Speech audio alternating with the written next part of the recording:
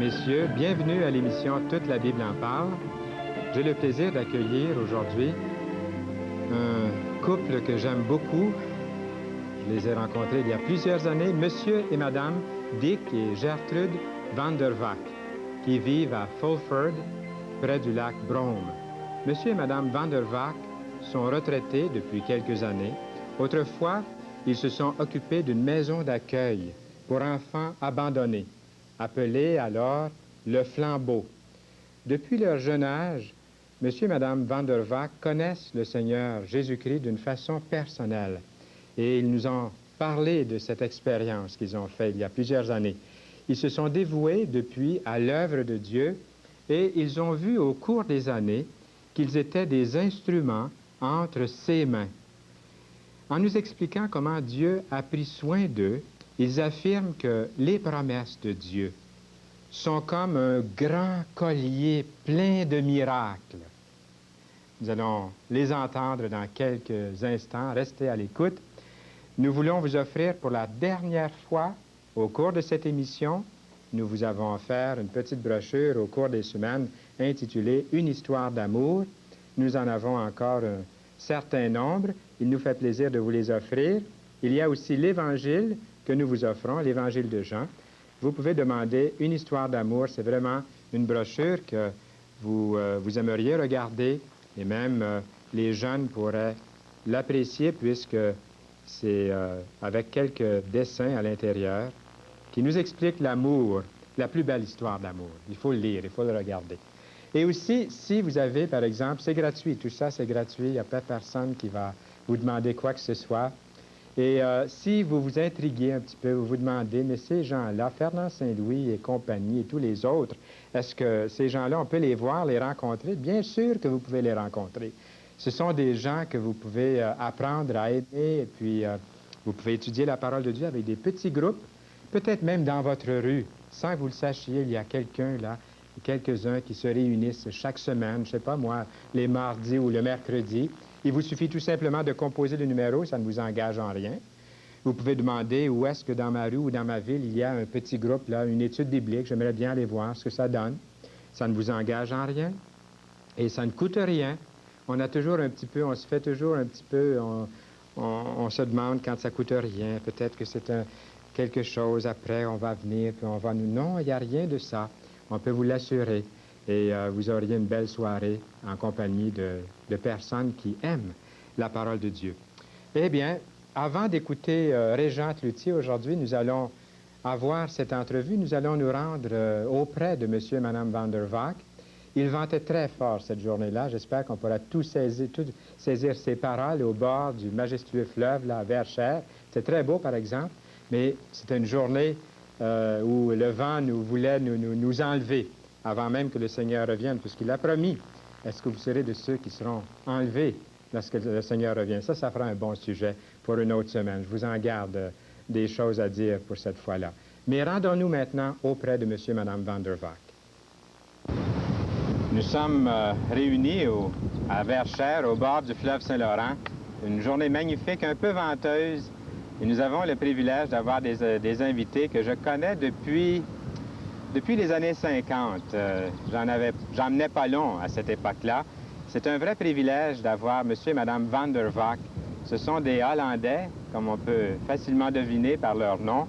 Ils ont été engagés dans la province de Québec de plusieurs façons. Ils ont été très, très utiles à l'œuvre du Seigneur, ici même au Québec. Et ils se sont sacrifiés pendant de nombreuses années. Et ce matin, aujourd'hui, c'est un privilège de pouvoir les interviewer, leur parler et apprendre de leur expérience pour notre propre vie. Et ce qui est merveilleux, c'est que nous allons commencer à leur parler de cette nouvelle vie qu'ils ont connue à une époque, je pense, de leur vie où c'était très difficile de s'identifier, de se mettre à part pour le Seigneur Jésus-Christ. Monsieur et Madame van der Wack, soyez les bienvenus à Toute la Bible en parle. C'est un plaisir de vous accueillir. Vous vous souvenez, les années 50, ça devait être 59 ou 1960, lorsque je venais. ça s'appelait comment à ce moment-là, la maison là où vous habitiez? Le Flambeau Homes. Le Flambeau Homes. Pourquoi le Flambeau Homes? Est-ce que c'était anglais, c'était anglophone ou? On pourrait dire foyer Le Flambeau. Le Mais foyer Le généralement, Flambeau. c'est connu, Le Flambeau Homes. Mhm. Et en 1959, ça faisait donc quelques années que ça durait, le flambeau. Oui, depuis 48. Depuis 1948. Donc, ça faisait une bonne dizaine d'années qu'il y avait des enfants là qui venaient. Vous n'appelez pas ça un orphelinat, vous appelez ça Un foyer. un foyer pour enfants. Et quelle sorte... Nous allons premièrement, nous allons revenir à cette question-là. Moi, j'aimerais premièrement savoir, comme je le mentionnais tantôt à nos amis qui nous regardent, j'aimerais savoir à quelle époque de votre vie vous avez changé de vie. À quel moment dans votre vie vous avez vraiment connu le Seigneur Jésus-Christ comme votre sauveur personnel? J'aimerais vous poser la question, M. Van der Vaak. D'abord, quand j'étais déjà jeune, encore jeune, j'aime le Seigneur. Oui. Et non seulement cela, mais aussi j'aime lire son livre et j'aime prier aussi, lui parler. Est-ce que en vous êtes... toute intimité. Vous êtes né dans une famille de croyants, de chrétiens? Oui, oui, ma mère était une très bonne croyante. Et de même, j'ai souvent observé sa vie. Parce que le matin, quand je sortais de bonne heure, elle était déjà à genoux. C'est Et merveilleux. quand j'entrais le soir, elle était là pour lire son psaume. Donc, elle était toujours une vraie inspiration pour le Seigneur. Mais ça, c'est quand même une préparation que vous avez eue qui est tout à fait merveilleuse. Mais est-ce que vous aviez besoin d'être converti quand même? Étant né dans un foyer chrétien, vous aviez quand même besoin d'être converti? Oui, j'ai senti que j'en avais besoin. Donc voici, un jour, quelques années plus tard, voici, je me trouvais dans le bois et j'ai dit maintenant, Seigneur, je veux savoir justement où je m'en trouve. Montrez-moi mes péchés. Non seulement il m'a montré plusieurs péchés, mais encore plus, il m'a donné une vision de la croix. Et quand j'ai vu cela, j'ai commencé à pleurer. Et donc, je disais, Seigneur, ce n'était pas toi, mais moi qui avais dû être crucifié à cause de mes péchés. Et là, il m'a pardonné, j'ai eu un temps merveilleux et j'ai eu la paix et je savais que j'étais vraiment sauvé, que j'appartenais au Seigneur. C'est quelque chose d'entendre ça. Est-ce que c'était dans votre pays natal? Non, non, c'était déjà, de fait, j'étais déjà pasteur.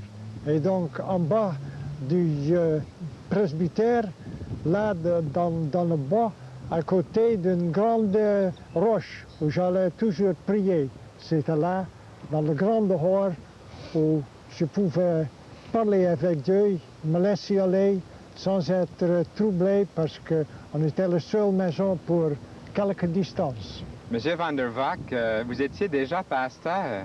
Oui. Ah, moi, j'aime tellement... moi, je ne connaissais pas le témoignage de M. Van der Vaak. Et là, je viens d'apprendre qu'on peut être pasteur d'une église et ne pas connaître Jésus-Christ dans son cœur vraiment comme Sauveur et Seigneur. Je connais Jésus-Christ. Ma femme dit toujours, tu étais sauvé, c'était ta deuxième bénédiction. Ah, sûrement, sûrement. Et puis vous, madame, comment est-ce que c'est arrivé cette nouvelle vie en vous? Vous étiez très jeune aussi? Eh bien, j'avais 9 ans quand j'avais la diphtérie. Et une nuit, quand mes parents pensaient que j'allais mourir, ma mère s'est approchée de moi et m'a demandé si j'étais prête à rencontrer Jésus. Mais mon père était au bord de mon lit et il a plaidé avec le Seigneur. Seigneur, si tu nous rends cet enfant, nous te le rendons de nouveau. Madame Van der Vaak, est-ce que vous vous souvenez de ce que vous me dites là, vous vous souvenez qu'il était près de votre lit, puis vous l'entendiez, cette prière? Oh oui! Oh, je me rappelle très bien. Et ma mère a prié aussi. Mais je suivais, je savais que j'appartenais comme un enfant. Mais 2 semaines après la mort de mon père, quand j'avais 17 ans, je me suis consacrée au Seigneur toute ma vie. Ah oui. Parce que je me suis rendu compte que toute ma jeunesse, j'avais vécu réellement sur la foi de mes parents et que j'avais besoin d'une connaissance et d'un amour bien plus proche, bien plus personnel. Mhm. Et là, j'ai consacré toute ma vie au Seigneur. Ah, c'est vrai, jusqu'à maintenant, on vous demande pas votre âge. Vous êtes encore de jeunes personnes d'âge d'or, qu'on pourrait dire. Jeune dans le Seigneur. Ah oui, jeunes dans le Seigneur. C'est ça, c'est comme ça qu'il faut le dire. Jeunes dans le Seigneur. Monsieur Van der Valk, votre congrégation, le dimanche suivant votre conversion au Seigneur Jésus-Christ, parce que la congrégation s'est aperçue de quelque chose. Un changement dans votre vie. Est-ce qu'ils se sont aperçus dans le message? Je me demande. Évidemment, il y a plus de joie, parce qu'il y avait une certitude maintenant. Donc à cause de ça, je pouvais prêcher avec beaucoup plus d'assurance, beaucoup plus de joie, beaucoup plus de paix, beaucoup plus de contentement. Oui. Et vous étiez déjà marié à cette époque-là? Non, vous n'étiez pas marié. Non. Vous étiez pasteur avant de vous marier, M. Van der Oui, oui. Valk. Et vous vous êtes rencontrés quelques années par après? Oui, à Paris. Je travaillais déjà dans une mission où j'avais mon entraînement aussi, dans les bas-fonds de Montmartre. Mhm. Et je venais une fois par semaine à l'Institut biblique de Nogent, et c'est là où nous nous sommes rencontrés. Et là, il était déjà converti à ce moment-là. Oh oui. Et s'il oh n'avait oui, pas oh été converti, vous ne vous seriez jamais rencontrés. oui. Non. Il a rencontré le Seigneur Jésus-Christ, même étant pasteur, et ensuite vous avez rencontré l'homme qui a rencontré le Seigneur Jésus-Christ. Oui. Maintenant, j'aimerais que... Je sais que vous avez exercé un ministère, c'est à ce moment-là que je vous ai rencontré. Vous avez exercé un ministère parmi les enfants dépossédés durant plusieurs années. Et j'aimerais que vous nous disiez comment ça a commencé, le goût de vous donner comme ça au ministère des enfants. Moi, ça m'intrigue beaucoup. Je vous ai connu en pleine activité. Oui. Mais comment ça a débuté dans les années 48, comme vous disiez tout à l'heure? Bien, pour le dire en quelques mots, nous avions senti déjà depuis quelques années que nous devions avoir une maison pour les enfants malheureux du Québec. À cause de cela, nous avons pu commencer, c'est après la guerre, avec un baraquement de soldats. Oui, Mais je savais pas ça. Une baraque à soldats. ça n'allait pas très bien. Ensuite, nous avons rencontré un couple et c'est par eux que on nous a acheté une ferme, 2 semaines plus tard une autre ferme, et donc voici là l'œuvre a commencé. Une autre ferme qui se trouve à 500 pieds de distance de l'autre. Donc une est devenue la maison des garçons, l'autre est devenue la maison des filles. Oui. Et puis vous aviez, je me souviens, vous me corrigerez si je fais erreur. Bien, premièrement, vous avez eu des enfants ensemble, tous les deux. Vous avez une famille.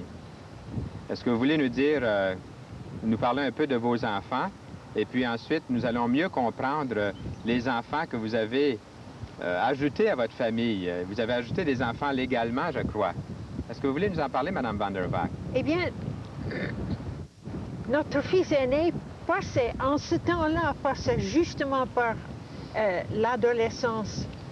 Et quand nous avons commencé, nous avions une voiture qui commençait à vieillir pas mal.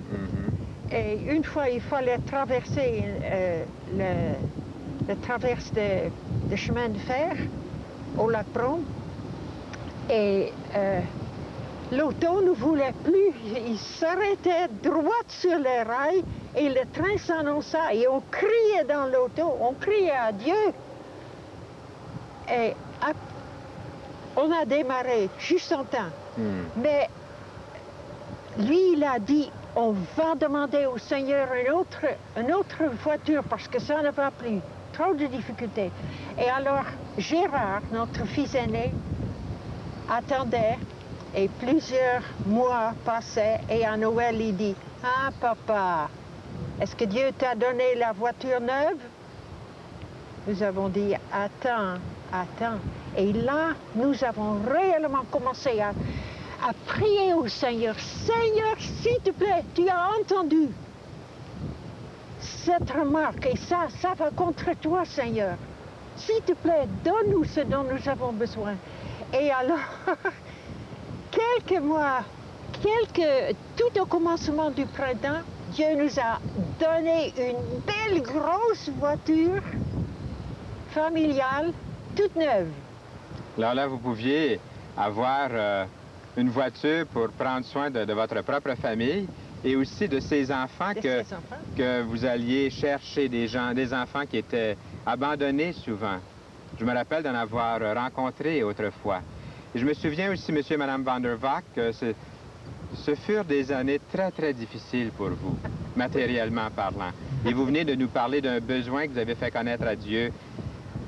Comment avez-vous pu tenir le coup à travers toutes ces difficultés que vous avez traversées? Maintenant, une chose, nous avons commencé cette œuvre avec le passage dans la Bible, cherchez d'abord le royaume et la justice de Dieu et toutes ces autres choses vous seront des par-dessus.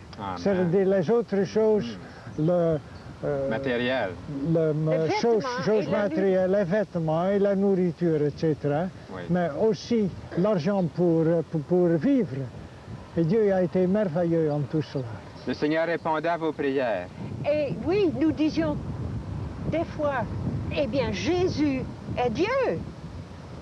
Oui. Et quand il promet une telle chose dans sa parole, il ne peut pas mentir. Non. Donc, nous devons le mettre à l'épreuve.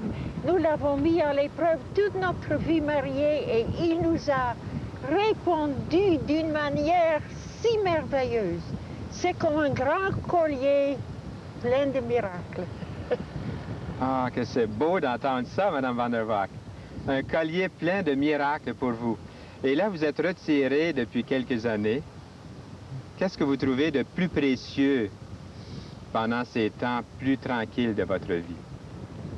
Vous vous occupez encore, je sais, à certaines choses. Vous priez beaucoup pour vos enfants. Vous les avez vus grandir. Oui. Dans une chose, par exemple, que de ces enfants que nous avons eus, ils ont grandi, ils nous ont visités souvent avec leurs fiancés, avec leurs femmes, avec leurs enfants, d'écrire des lettres. Quelques-uns, je me rappelle, un qui était devenu pasteur, et son frère ne voulait rien savoir de l'Évangile. Mais plus tard, il était déjà en Ontario, il nous a écrit une longue lettre qu'il est venu vraiment au Seigneur. Après ça, il a écrit une autre lettre. Avec sa famille. Et plusieurs de nos enfants qui nous suivaient d'abord parce que quand ils étaient adolescents, les parents les prenaient souvent pour qu'ils travaillent pour eux. Et ensuite, ils étaient un peu tirés dans le péché, mais plusieurs sont revirés et suivent maintenant le Seigneur. Et vous avez été des instruments entre les mains de Dieu pour les aider à revenir au Seigneur. Oui. Et puis, moi, je loue Dieu de votre vie au Seigneur Jésus-Christ. Et pendant 30 petites secondes, M. Van der Wack, quel est votre sujet préféré des Saintes Écritures? Votre sujet favori? En deux mots. Je pense que je trouve en Philippiens, là où il dit que la vie, c'est comme de la boue, mais avec Christ, tout change.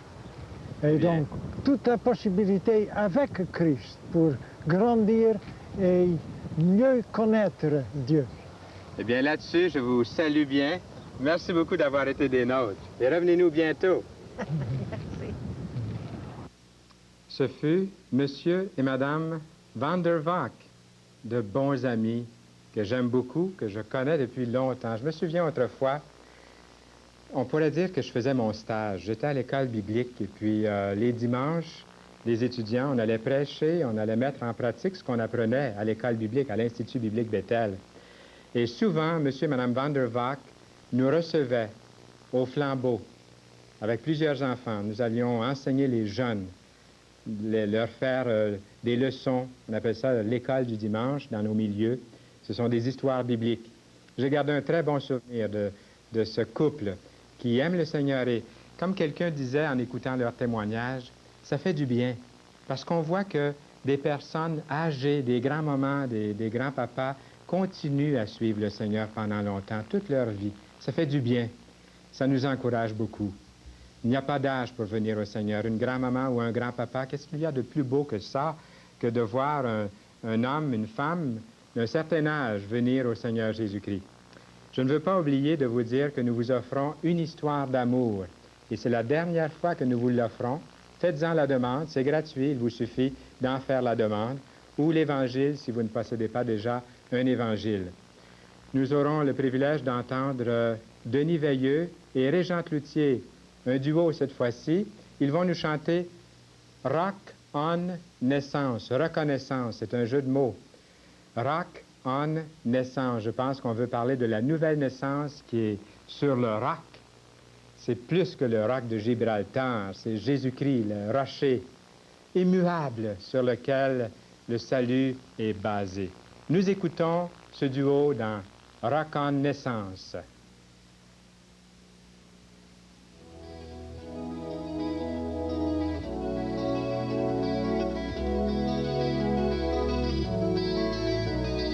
Te souviens-tu de ma décision de te suivre?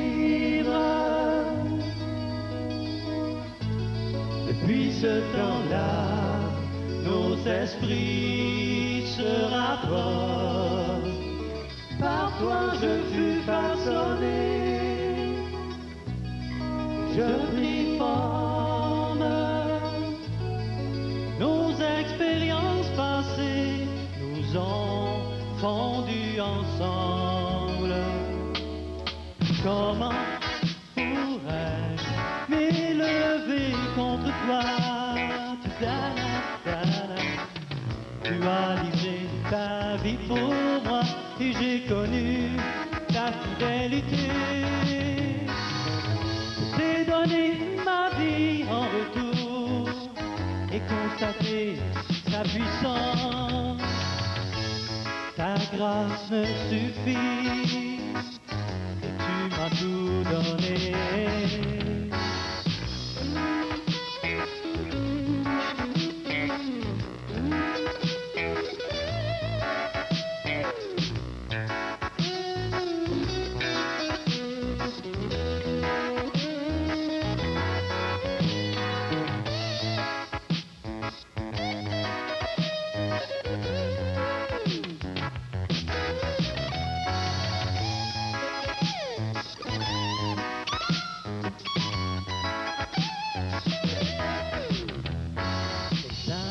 Passé reflète ce que l'avenir me réserve. Le chemin sera parsemé de roses et d'épines. Alors tête baissée, je prends mon élan et je fonce, car tu m'as toujours manifester ta présence. Comment pourrais-je m'élever contre toi? Tu as livré ta vie pour moi et j'ai connu ta fidélité. Je t'ai donné ma vie en retour et constaté ta puissance. Ta grâce me suffit, mais tu m'as tout donné.